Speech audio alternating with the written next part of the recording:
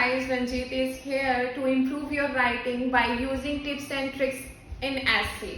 Firstly, I will explain how to differentiate between the band score 5.5, how you can improve your writing task by using different words and by avoiding it is sentence formation, and there are sentence formation where you can use different sentence formation. Today I am going to discuss about 3 tricks regarding writing essay.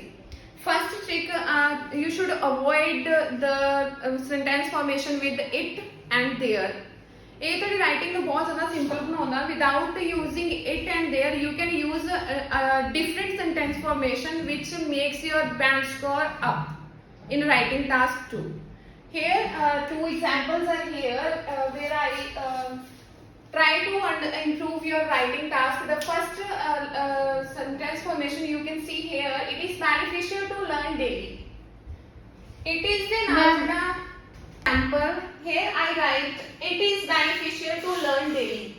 ਹੁਣ ਇਹਨੂੰ ਆਪਾਂ it is ਦੇ ਨਾਲ ਜਿਹੜੀ ਇਹ line ਹੈ ਬਹੁਤ ਜ਼ਿਆਦਾ ਕੀ ਲੱਗ ਰਹੀ ਹੈ, ਸਿੰਪਲ ਲੱਗ ਰਹੀ ਹੈ ਤੇ ਇਹ ਤੁਹਾਡੇ ਬੈਂਡ ਸਕੋਰ ਨੂੰ ਸਿਰਫ ਇੱਕ ਤੁਸੀਂ ਐ ਕਹਿ ਲਓ ਕਿ 5.5 ਬੈਂਡ ਸਕੋਰ ਵਾਲੀ ਜਿਹੜੀ ਲਾਈਨ ਹੈ ਆਪਾਂ ਇਹਨੂੰ ਕਿੱਦਾਂ ਰਿਪਲੇਸ ਕਰਾਂਗੇ, ਜਿਵੇਂ ਕਿ ਇਹਦੇ ਵਿੱਚ ਆਪਾਂ it is ਨੂੰ ਪੂਰੀ ਤਰ੍ਹਾਂ ਰਿਪਲੇਸ ਕਰ ਦਾਂਗੇ ਕਿਉਂਕਿ it is ਦੇ ਨਾਲ ਜਿਹੜੇ ਆਪਾਂ ਬਣਾਉਣੇ ਉਹ ਬਹੁਤ ਹੀ ਆਰਡੀਨਰੀ ਸੈਂਟੈਂਸ ਫਾਰਮੇਸ਼ਨ ਲੱਗ ਰਹੀ ਹੈ. ਤਾਂ ਆਪਾਂ ਇਹਦੇ ਵਿੱਚ ਕੀ ਕਰਾਂਗੇ, learning on regular basis is beneficial. अब फिर रिमाइंड करवाने कि मैं इतने रिफ्रेजिंग नहीं करवा रही, मैं जस्ट रिप्लेस कर रही हूं it is no different sentence formation दे नाल. Next move to next example. ਇਹ ਜਿਹੜਾ ਸੈਂਟੈਂਸ ਹੈ ਕਾਹਦੇ ਨਾਲ ਸ਼ੁਰੂ ਹੋਇਆ ਆ, देयर आर ਦੇ ਨਾਲ.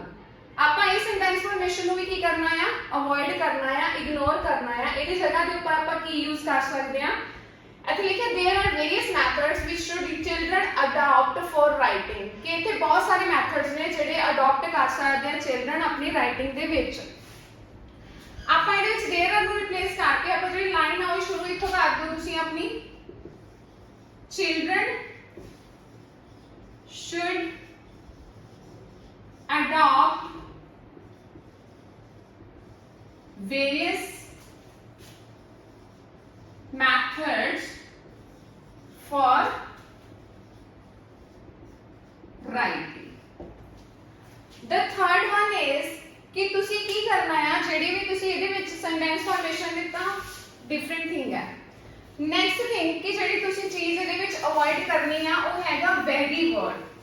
ਕਈ ਬੱਚੇ ਯੂਜ਼ ਕਰਦੇ ਨੇ it is very important for us, it is very crucial, like ਐਵੇਂ ਦੀਆਂ things.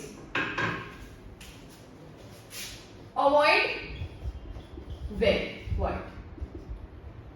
very important ਨੂੰ replace ਕਰਕੇ already crucial ਬਣਿਆ ਹੋਇਆ ਤਾਂ ਬੱਚੇ ਵੀ ਸਟੇ ਕਰਦੇ ਨੇ ਉਹ crucial ਨੂੰ ਵੀ ਕੀ ਬੋਲ ਦੇਣਗੇ, very crucial. that is wrong. ਹੁਣ ਆਪਾਂ ਇੱਥੇ ਐਗਜ਼ਾਮਪਲ ਲੈਣੇ ਆ. ਫॉर ਐਗਜ਼ਾਮਪਲ ਆਪਾਂ ਇੱਥੇ ਲਿਖਣਾ ਆ a very important decision. decision important ਆ. ਤੁਸੀਂ ਸਾਰੇ ਜੇ ਆਪਾਂ 5.5 ਕਹਿੰਦੇ ਨੇ ਬੈਂਡ ਸਕੋਰ ਰਹਿ ਗਿਆ ਜਾਂ ਕੋਈ ਮਿਸਟੇਕ ਨਹੀਂ ਸੀਗੀ, ਅੱਛਾ ਲਿਖਦਾ ਸੀਗਾ, ਐਵੇਂ ਦੀ ਕੋਈ ਪ੍ਰੋਬਲਮ ਹੁੰਦੀ ਆ, ਵੈਰੀ ਇੰਪੋਰਟੈਂਟ ਨੂੰ ਕਾਹਦੇ ਨਾਲ ਰਿਪਲੇਸ ਕਰੋ. ਡਿਸੀਜਨ ਹਮੇਸ਼ਾ ਕੀ ਹੁੰਦੇ ਆ, ਮੇਜਰ ਡਿਸੀਜਨ ਹੁੰਦੇ ਆ ਜਿਹੜੇ ਬਹੁਤ ਸੰਜੀਦਾ ਮੇਜਰ. ਫॉर ਐਗਜ਼ਾਮਪਲ ਜਿਹੜੇ ਇੰਪੋਰਟੈਂਟ ਹੋਣਗੇ ਉਹ ਮੇਜਰ ਹੀ ਹੋਣਗੇ. ਦੂਜਾ ਤੁਸੀਂ ਡਿਸੀਜਨ ਦੇ ਨਾਲ ਹੋਰ ਕੀ ਯੂਜ਼ ਕਰ ਸਕਦੇ ਹੋ, ਕ੍ਰਿਟੀਕਲ ਡਿਸੀਜਨ, ਕਿ ਜਿਹੜਾ ਡਿਸੀਜਨ ਲੈਣ ਦੇ ਵਿੱਚ ਆਸਾਨੀ ਨਹੀਂ ਹੁੰਦੀ ਹੈ ਨਾ, ਇੰਪੋਰਟੈਂਟ ਡਿਸੀਜਨ ਹੁੰਦਾ ਉਹ ਡਿਸੀਜਨ, ਉਹਦੇ ਨਾਲ ਆਪਾਂ ਕ੍ਰਿਟੀਕਲ ਨੂੰ ਵੀ ਯੂਜ਼ ਕਰ. Let's move to next tip. Next tip ਹੈਗੀ ਹੈ ਕਿ ਯੂਜ਼ਸ ਆਫ ਸੋਲਿਡ ਵਰਬ. ਮੇਰੇ ਕੋਲ ਫਸਟ ਐਗਜ਼ਾਮਪਲ ਹੈਗੀ ਆ ਜਿਹਦੇ ਵਿੱਚ ਮੈਂ ਲਿਖਿਆ I want to go new home. ਮੈਂ ਨਵੇਂ ਘਰ ਦੇ ਵਿੱਚ ਜਾਣਾ ਚਾਹਨਾ. ਇਹਦੇ ਵਿੱਚ ਵਰਬ ਕੀ ਆ, ਜਿਹੜੀ ਕਿਰਿਆ ਹੁੰਦੀ ਆ ਉਹ ਵਰਬ ਹੁੰਦੀ ਆ, ਤੁਸੀਂ ਸਾਰੇ ਜਾਣਦੇ ਹੋ ਨਾ. ਇਹਦੇ ਵਿੱਚ ਵਰਬ ਕੀ ਆ, go. go ਨੂੰ ਆਪਾਂ ਕਦ ਨਾਲ ਰਿਪਲੇਸ ਕਰ ਸਕਦੇ ਆ, move or shift. ਤਾਂ ਇਨਸਟੈਡ ਕਿ ਆਪਾਂ go ਲਿਖ ਰਹੇ ਆ, ਇਹਦੀ ਜਗ੍ਹਾ ਤੇ ਆਪਾਂ ਕੀ ਕਰ ਸਕਦੇ ਆ, ਮੂਵ ਤੇ ਸ਼ਿਫਟ ਨੂੰ ਯੂਜ਼ ਕਰ ਸਕਦੇ ਹਾਂ। ਠੀਕ ਹੈ, I want to give lecture on health। Lecture give ਲਿਖਾਂਗੇ, ਬਹੁਤ ਆਰਡੀਨਰੀ ਵਰਬ ਲੱਗਦੀ ਆ। ਇਹਦੀ ਜਗ੍ਹਾ ਤੇ ਆਪਾਂ ਕੀ ਯੂਜ਼ ਕਰਾਂਗੇ, I want to deliver।